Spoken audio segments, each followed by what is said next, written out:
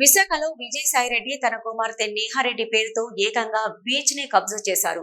Bheemili beach లో అడ్డంగా గోడ కూడా కట్టేశారు. రిటైనింగ్ వాల్ తరహాలో ఆయన కట్టించిన వాల్ ను గ్రేటర్ విశాఖ అధికారులు కూల్చివేశారు. విజయసాయిరెడ్డి అల్లుడు అయిన ఆయన కంపెనీ పేరుతో వందల ఎకరాలు కొనుగోలు చేశారు. మరికొన్ని వందల ఎకరాలు ప్రభుత్వం నుంచి రాయించుకున్నారు. తన కుమార్తె కొనుక్కుంటే తనకేం సంబంధమని ఆయన ఎదురుదాడి చేశారు. భీమిలి దగ్గర 5 స్టార్ హోటల్ కడతామని చెప్పి భూమిని కబ్జా చేసి ఇప్పుడు ఆ బీచ్ కు అడ్డంగా గోడ కట్టేశారు.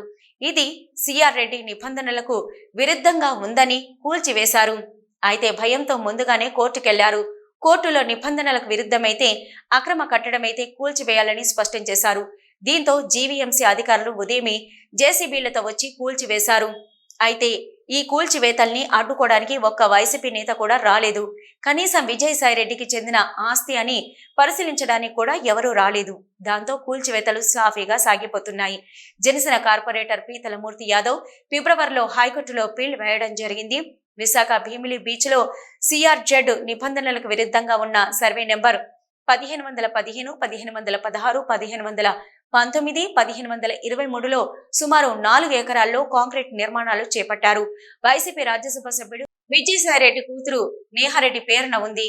వెనుక నేహారెడ్డి ఏర్పాటు చేసిన సుమారు 249 మీటర్ల కాంక్రీట్ ప్రహారీ గోడ విషయంలో చర్యలు తీసుకోవాలని జీవీఎంసీ అధికారులను హైకోర్టు ఆదేశించింది.